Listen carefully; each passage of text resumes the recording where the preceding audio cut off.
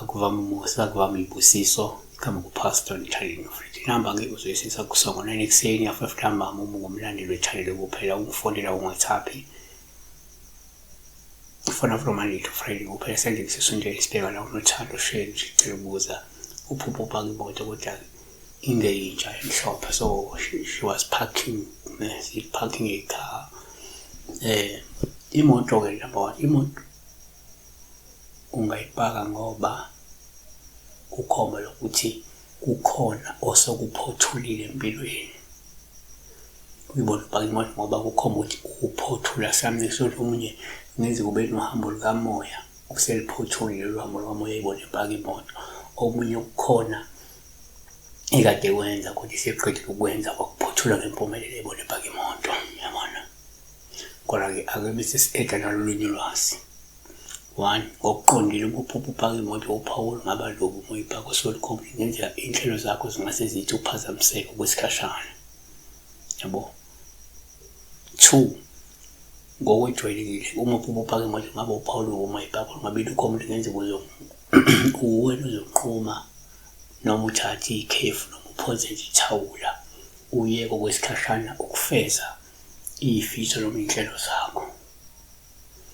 3 kwesinye isikhathi uma uphupha imoto ungaba uPaul ungaba lobe uma uyipaka uSolcom ngeke uzosithola sesimeni esizokuphoqa ukuthi uthathe ikhefu noma umise inhlelo zevangeli kaNkulunkulu.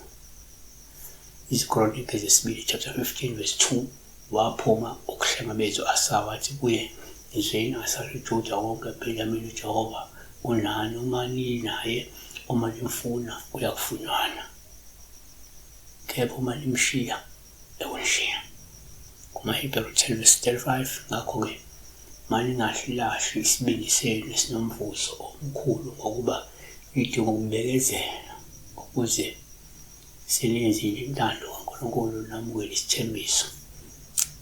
4 ngokwesintu uma ngenza uphupha imoto ngaba uPaul olubu uma uyipaka olungakho ngenzeka uzomisa inhlelo zokulandela ubizo noma uzophothula inhlelo zokubani uzosiphothula inhlelo ke zokuthwasa, yabona. 5 ngenza khona uphupha imoto uPaul ngaba lobu uma uyipaka uSolcom ngenzeka uzohoxa kwesikhashana ukubamba iqhaza emklameni othile noma ebudlelwaneni bakho, yabona. Izaga 27 verse 10 ungayishiyi umngane wakho noma umngane kayihlo ungangeni endlini kamfowethu ngosuku lwenkosi ungcela umakhelwane seduze kulomfowabo okude.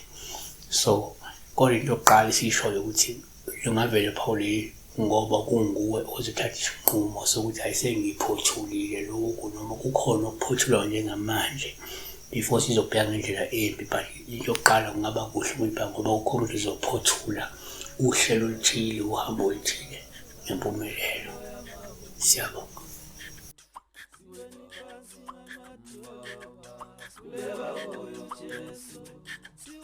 Siweni phansi lamadolo,